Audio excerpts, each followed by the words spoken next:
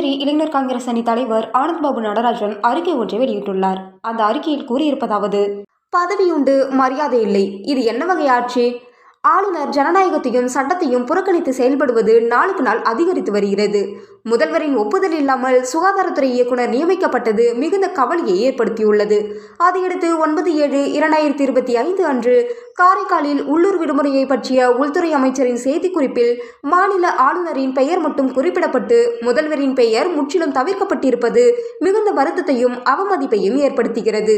இதன் மூலம் சட்டப்படி உள்ள முதலமைச்சர் பதவிக்கு மரியாதை அளிக்காமல் செயல்படும் அரசாங்கத்தின் நோக்கம் வெளிப்படுகிறது.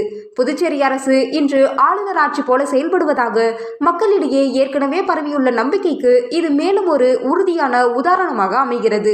முழுமையான மாநில நிர்வாக ஒத்துழைப்பு இல்லாமல் ஒருபுறம் ஆளுநரும் மற்றொருபுறம் அமைச்சர்களும் தனித்தனியாக செயல்படுவது அரசு மரியாதையும் ஜனநாயக அடிப்படையும் இன்றி செயல்படுகிறது என புரிகிறது.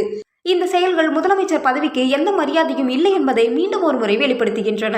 இந்நிலையில் முதலமைச்சர் திரு ரங்கசாமி அவர்கள் பாஜகவுடன் தொடரும் ஆட்சி கூட்டணியை மீண்டும் சிந்திக்க வேண்டிய கட்டத்திற்கு வந்துவிட்டார்.